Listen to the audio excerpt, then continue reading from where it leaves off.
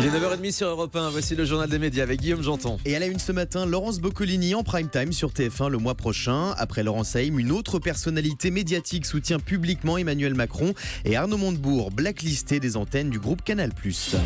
Allez, on commence avec 2 prime time prochainement pour Laurence Boccolini sur TF1. Plus d'un an après la dernière spéciale de Money Drop à 20h50, Laurence Boccolini va faire son grand retour en prime time le mois prochain avec 2 émissions. La première, un jeu spectaculaire basé sur l'intelligence et baptisé Le Cerveau, sera diffusé le samedi 11 février prochain. La seconde sera une déclinaison du grand blind test qui va donc connaître les honneurs du prime time pour la première fois suite à ses belles performances en deuxième partie de soirée. Dans ce numéro spécial programmé le 17 février prochain, plusieurs animateurs télé se prêteront au jeu. Nikos Aliagas, Christophe Beaugrand, Laurent Ournac ou encore Denis Brognard. Ouais, je crois qu'il y aura Willy Revelli aussi, notre ami qui sera donc dans ce grand blind test. Willy qu'on retrouve dans 25 minutes environ. Emmanuel Macron bénéficie du soutien d'une nouvelle personnalité médiatique. Après Laurence Haïm qui a quitté iTélé pour devenir porte-parole d'En Marche, c'est au tour d'Emmanuel Chin de soutenir Emmanuel Macron dans sa campagne. Le journaliste et producteur était présent à un meeting du candidat à la présidentielle lors de son déplacement au Liban en début de semaine. Une rencontre dont il a même assuré la première partie. Les deux hommes n'en sont pas à leur première collaboration. L'année dernière, Emmanuel Chin avait coproduit avec sa société un documentaire sur l'ancien ministre de François Hollande diffusé en novembre sur France 3. Nouvelle plainte contre Jean-Marc Morandini. Suite à l'affaire des castings pour une web-série produite par Jean-Marc Morandini, 2 enquêtes visant l'animateur ont été ouvertes à la fin de l'été dernier. L'une d'entre elles, ouverte pour harcèlement sexuel, a été classée sans suite par le parquet de Paris la semaine dernière. Selon M6, les 3 plaignants, comédiens de la web-série en question, ont décidé de déposer une nouvelle plainte auprès du doyen des juges d'instruction de Paris pour harcèlement sexuel et travail dissimulé avec constitution de partie civile contre l'animateur. Par ailleurs, Jean-Marc Morandini reste mis en examen dans une autre affaire pour corruption de mineurs aggravée. Arnaud Montebourg, blacklisté des antennes du groupe Canal+.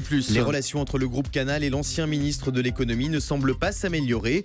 4 mois après avoir été mis sur la touche par C8 suite à l'annulation à la dernière minute de sa venue dans Punchline, Arnaud Montebourg a de nouveau froissé la direction de Canal+ lors du 2e débat de la primaire le 15 janvier dernier sur BFM et iTélé.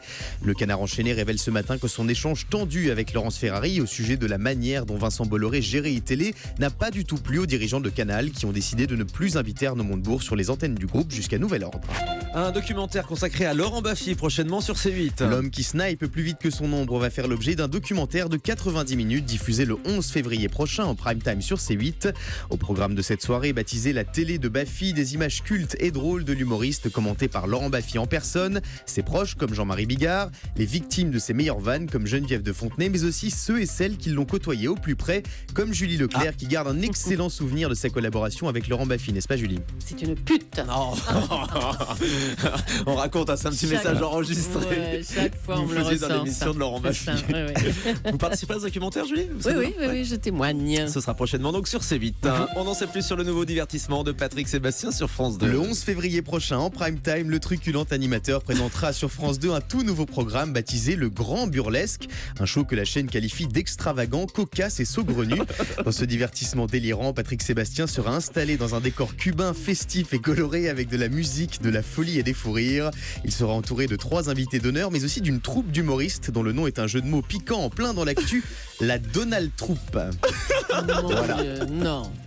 La Donald Troupe, donc, à retrouver dans ce divertissement très cocasse de Patrick Sébastien. Merci pour tous ces cancans du show business, mon cher Guillaume. Benjamin Biolay, président de la prochaine édition des Talents W9. Le 16 février prochain, il faudra veiller jusqu'à minuit pour regarder la 5e édition de cette cérémonie qui récompense chaque année de jeunes talents de la scène française musicale. Une soirée présentée par la nouvelle recrue de W9, Erika Moulet. Cette année, c'est donc Benjamin Biolay qui présidera le jury de professionnels. Ils devront désigner l'artiste le plus performant sur scène entre Amir, Claudio Capéo, MHD ou encore le jeune DJ Kungs. Oula.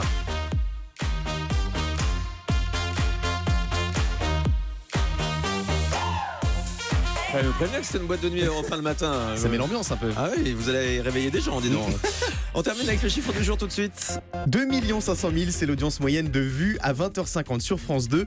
Depuis lundi, le nouveau zapping de France Télévisions, réalisé par Patrick Ménet, bénéficie d'une belle exposition juste avant la case stratégique du prime time, en plus de sa première diffusion à 16h40 sur France 2.